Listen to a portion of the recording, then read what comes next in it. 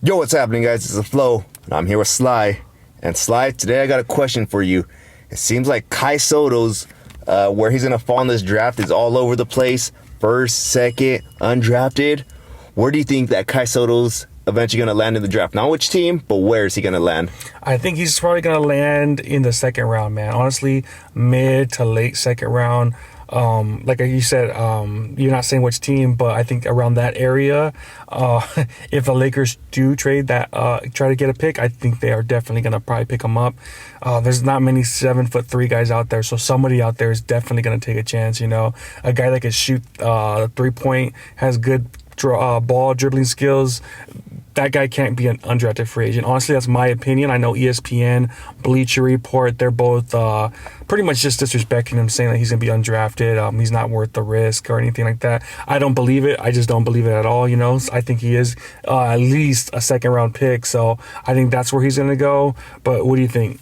Yeah, I actually got second round as well. Not because of talent. I think his talent is way beyond second round talent. It just seems how the media is pushing him, how the system's set up. It just seems like these college guys, the G League players, they kind of get the priority pick. And a guy like Kai Sotto, who left the G League, remember when he was there, he was predicted as one of these high draft picks, but as soon as he left, his draft stock all of a sudden fell. Obviously, he didn't go to the college game, so I think they're holding that against him, but I think this kid could play. Obviously, he's shown it. He's been a part of the World Games. He played for the G League for a brief stint, like I said, and he played overseas in Australia, which is probably one of the two best leagues along with the Euro League. So those guys who come from those two leagues, they could play, man. They're hoopers. It might be even a little tougher in those leagues because they're a lot more physical.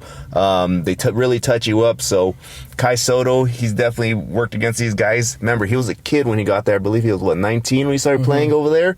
So he's 20. It was only a year, but I know within that time, man, he's really put on a lot of weight, some size, but he kept his footwork, and he doesn't really look that slow for as much weight as he's put on in a short period of time. So that just shows his work ethic. So I think he's gonna fall in the second round, but I think he is a lot higher of a draft pick if I were to be a GM.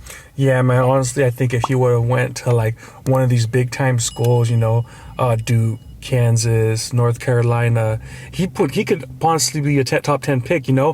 Look at someone like Andrew Bogut, man. He was, could have went pros in Australia. He went to Utah, man, and he was the number one pick in the draft. So I think if he would have went to one of these big time schools, he definitely probably would have been a first round pick, but because he didn't, a lot of people know about him. I believe he's probably going to go mid to late second. That's just my thought, man.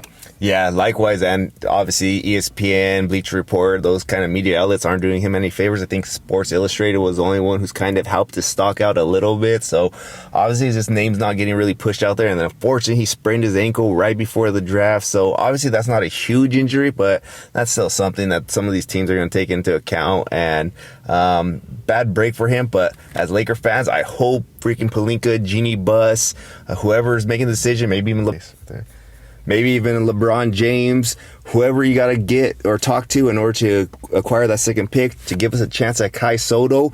I think he's going to be that kind of talent that comes once in a lifetime. For Filipino fans, man, I know they're waiting. They've been waiting forever for this. So I think it's just a smart business decision, smart basketball decision. And if I'm the Lakers, I'm doing whatever I can to get him. Yeah, man. Like you said, you can't teach height, and when you're 7'3", with those handles and that able to move the ball, like drive in like that, you don't see that every day. You know, a lot of these guys 7 feet or taller. Remember Bradley, man? He was just so clumsy out there. Kai Sotto, he ain't like that, man. He's built different than that. So obviously, I think you got to do it. Like you said, home games, road games of Filipino fans, they'll come out and watch the Lakers. So it'll basically be like a home game, man, because those guys love going to those Laker games all across the country. So you got to do it, man. Why not?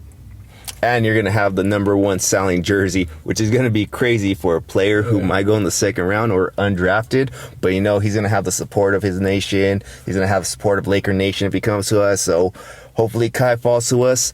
But anything else you got, Sly? That's pretty much it, man. We'll see. We're, 3 weeks away from the draft pretty much. So you got to do something, Lakers. You got to be aggressive. Let's get it. All right, guys. Like, comment, subscribe. Hit that notification bell. See y'all next time. Peace.